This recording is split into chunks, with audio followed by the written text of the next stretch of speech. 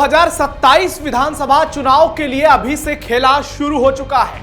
एक ओर बीजेपी है तो दूसरी ओर समाजवादी पार्टी, लेकिन तीसरी तरफ से मायावती ने एक बार फिर पूरे प्रदेश को चौंका दिया है। लंबे समय से सत्ता से दूर रहने वाली बीएसपी सुप्रीमो मायावती ने आगामी विधानसभा चुनाव यानी 2027 के लिए पार्टी के प्रत्याशियों के नाम की घोषणा शुरू कर दी है और इसके बाद पूरे प्रदेश में बवाल मच गया है। यूपी में ब्राह्मणों की भूमिका और हाल में हो रहे घमासान को देखते हुए मायावती ने अपनी पार्टी का पहला टिकट एक ब्राह्मण नेता को देकर धमाकेदार शुरुआत कर दी है। बीएसपी सुप्रीमो मायावती ने यूपी चुनाव के लिए पहला टिकट आशीष पांडे को दे दिया है। उन्हें जालौन जिले के माधोगढ़ विधानसभा सीट से बीएसपी का प्रत्याशी बनाया गया है। साथ ही उन्हें माधोगढ़ सीट का प्रभारी भी नियुक्त किया गया है। सियासी तौर पर माधोगढ़ को बीएसपी का गढ़ माना जाता है। 2017 में पार्टी यहां दूसरे स्थान पर रही। ऐसे में मायावती का यह फैसला बीजेपी और सपा के लिए एक बड़ी चुनौती बन गई है। सूत्रों की माने तो होली के बाद कानपुर मंडल की 5 और विधानसभा सीटों पर मायावती अपने प्रभारियों की घोषणा करेंगी। दरअसल चुनाव तारीख के ऐलान से पहले घोषित प्रत्याशियों को ही पार्टी अपना प्रत्याशी बनाती है। यूपी चुनाव के लिए पहला टिकट ब्राह्मण को देकर मायावती ने उस नैरेटिव को हवा दे दी है जिसमें मौजूदा वक्त में ब्राह्मणों को उपेक्षित बताया जा रहा है, जो सोशल मीडिया पर खूब धूम भी मचा रहा है।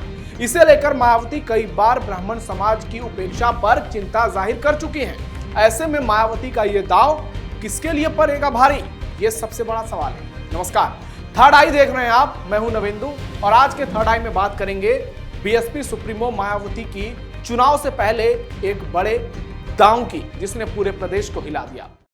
यूपी में चुनाव से पहले खेल हो गया। बीएसपी ने चल दिया सबसे बड़ा दांव। ब्राह्मणों को साधने के लिए मायावती तैयार। किसका खेल बिगाड़ देंगी मायावती? 2027 की जंग का बिगुल बज चुका है और उत्तर प्रदेश की सियासत में बहुजन राजनीति की धुरी माने जाने वाली बीएसपी ने एक ऐसा दांव चला है कि लखनऊ से लेकर दिल्ली तक हलचल तेज हो गई है। बीएसपी अब सोशल इंजीनियरिंग के अपने पुराने अध्याय की ओर एक बार फिर से बढ़ चुकी है। एक बार फिर मायावती ने पूरे प्रदेश में तहलका मचा दिया है और ब्राह्मण सियासत को केंद्र में लाकर खड़ा कर दिया है। आपको मायावती का एक हाल का बयान सुनाते हैं, जरा ध्यान से सुनिए। राजधानी लखनऊ में अकेले बीजेपी के ही नहीं बल्कि सपा व कांग्रेस के भी ब्राह्मण समाज के सभी विधायकों तथा सरकार के मंत्री आदि ने भी एक जगह इकट्ठा होकर अपने ब्राह्मण समाज की वर्तमान बीजेपी की सरकार में भी हर स्तर पर हो रही उपेक्षा तथा इन पर आए दिन हो रही जुर्म जाति आदि को भी लेकर काफ़ी चिंता व्यक्त की गई है। ब्राह्मण समाज को भी कांग्रेस, बीजेपी व सपा आदि इन पार्टियों के किसी भी बहकावे में नहीं आना चाहिए। वैसे भी अब ब्राह्मण समाज को किसी का भी चोखा बाटी आदि नहीं चाहिए और ना ही वे किसी की धमकी से भी डरने वाले हैं। आपने सुना कैसे मायावती ब्राह्मणों को सीधे अपनी ओर आकर्षित करने के लिए बड़ी बड़ी बातें कर रहे हैं। बीएसपी सुप्रीमो मायावती साफ कह रही हैं कि ब्राह्मण बीजेपी से नाराज हैं, समाजवादी पार्टी से नाराज हैं। अब ब्राह्मण समाज किसी पार्टी के झांसे में नहीं आएगा, अपना नया विकल्प खोजेगा। ब्राह्मण समाज के लिए सभी पार्टियां एक जैसी हैं।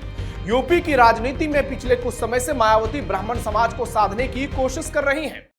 ब्राह्मणों को साधने में जुटी बीएसपी सुप्रीमो।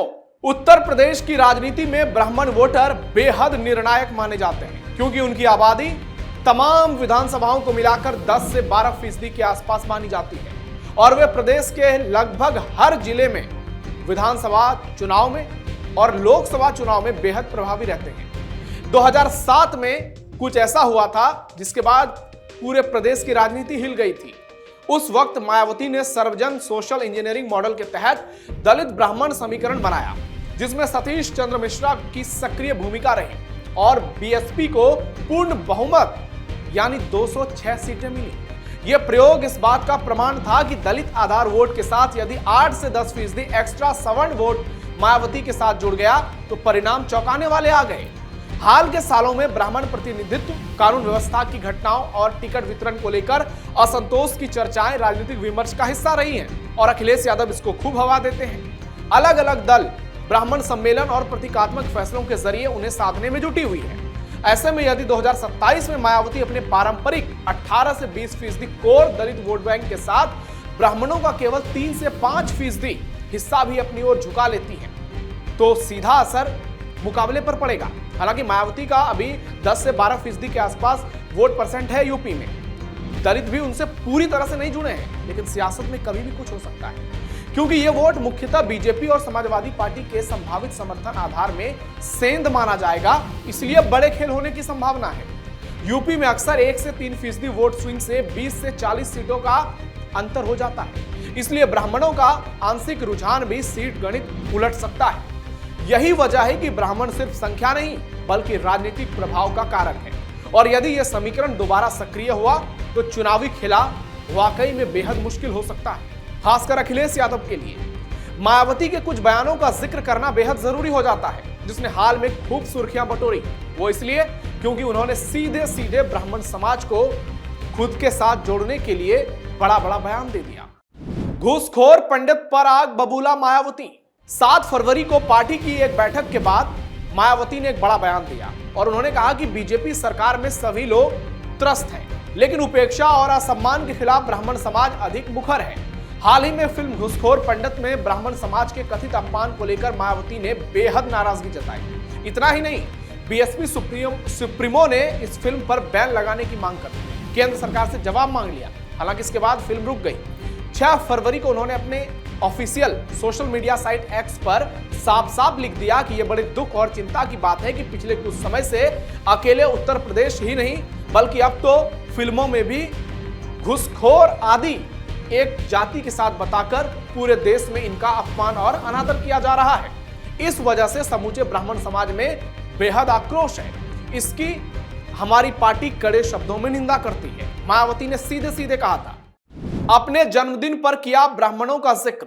इससे पहले 15 जनवरी को अपने 70वें जन्मदिन पर बीएसपी सुप्रीमो मायावती ने ब्राह्मणों को लेकर बड़ा बयान दिया। उन्होंने कहा कि बीएसपी ने हमेशा से ही ब्राह्मण बिरादरी को पूरा सम्मान और प्रतिनिधित्व दिया है। ब्राह्मणों को साधने के लिए उन्होंने बताया कि शीतकालीन सत्र के दौरान बीजेपी, समाजवादी पार्टी और कांग्रेस से जुड़े ब्राह्मण बिरादरी के कई नेताओं ने उनसे मुलाकात की और अपने समुदाय की उपेक्षा पर खुलेआम नाराजगी जाहिर की।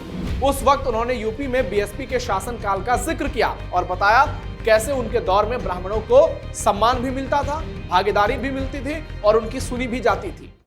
मायावती अखिलेश को देंगी बड़ा झटका। 2027 की सियासी बिसात पर मायावती की बढ़ती सक्रियता ने मुकाबले को अचानक धार दे दी है। संगठनात्मक बैठकों, प्रभारियों की तैनाती और सामाजिक समीकरण साधने की कवायद के जरिए बीएसपी ने साफ साफ संकेत दे दिया है कि वो सिर्फ उपस्थिति दर्ज कराने नहीं बल्कि खेल पलटने के लिए उतरेगी। ब्राह्मण कार्ड और कोर वोट बैंक को फिर से एकजुट करने की कोशिशें सीधे तौर पर अखिलेश यादव की रणनीति पर दबाव बनाती दिख रही है, क्योंकि सवर्ण ओबीसी संतुलन सपा के लिए बेहद अहम है। त्रिकोणीय मुकाबले की आहट जितनी तेज होगी, विपक्षी वोटों का बिखराव उतना ही बढ़ेगा। ऐसे में मायावती की हर चाल सियासी तापमान बढ़ा सकती है और अखिलेश खेमे की टेंशन भी, बीजेपी की भी, क्योंकि इस वक्त ब्राह्मणों को लेकर उत्तर प्रदेश में जबरदस्त सियासत हो रही है। मायावती के एकमात्र विधायक पर छापा। बीएसपी इस वक्त चर्चा के केंद्र में है। लखनऊ में बीएसपी के एकमात्र विधायक उमाशंकर सिंह के आवास पर आयकर विभाग का छापा पड़ा है। करीब 50 से ज्यादा ऑफिसर बड़ी बड़ी गाड़ियों से आवास पर पहुंचे और आवास को चारों तरफ से घेरा, आने जाने का रास्ता भी बंद कर दिया।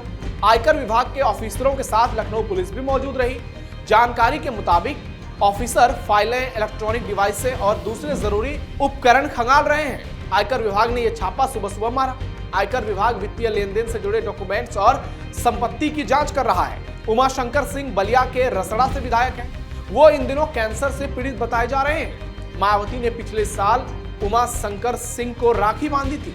उमाशंकर सिंह के राजनीतिक वर्चस्व का अंदाजा इस बात से लगाया जा सकता है कि 5 मार्च 2025 को उमाशंकर की तबीयत खराब होने पर मायावती खुद उनके आवास पर मिलने पहुंची थी। यानी ये छापा सीधे आप मायावती के कुनबे में कह सकते हैं, मायावती के घर में कह सकते हैं। इस दौरान वो पूरे परिवार से मिली थी और सबका हालचाल जाना था। 2022 के विधानसभा चुनाव में जीतने वाले बीएसपी के एकमात्र विधायक हैं उमाशंकर सिंह। ऐसे में अब देखना दिलचस्प होगा उत्तर प्रदेश की सियासत में क्या आने वाले वक्त में सबसे इंपॉर्टेंट ब्राह्मण वोट बैंक ही हो जाएगा।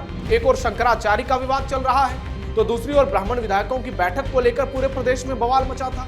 योगी आदित्यनाथ पूरी ताकत के साथ बीजेपी को बढ़ा रहे हैं। दूसरी ओर अखिलेश यादव भी जी तोड़ मेहनत कर रहे हैं और ब्राह्मणों को अपनी ओर आने के लिए न्योता दे रहे हैं। और अब मायावती का बीच में कूदना निश्चित तौर पर सियासत जो है अपने चरम पर पहुंच गई है और उत्तर प्रदेश के विधानसभा चुनाव में एक बार फिर से ब्राह्मण वोट बैंक बेहद इंपॉर्टेंट हो गया है, जिस पर हर पार्टी की नजर है। लेकिन फिलहाल मायावती दोनों पार्टियों से, सपा और बीजेपी से एक कदम आगे निकल चुकी है और इसका क्या इंपैक्ट होगा वो तो वक्त बताएगा। लेकिन नैरेटिव बिल्डिंग के खेल में मायावती ने बाजी जरूर मारनी है। इस पर आपकी क्या राय है कमेंट बॉक्स में बताइए। हमारे इस वीडियो को लाइक कीजिए, शेयर कीजिए और चैनल को सब्सक्राइब जरूर कीजिए। फिलहाल के लिए थर्ड आई में इतना ही। धन्यवाद।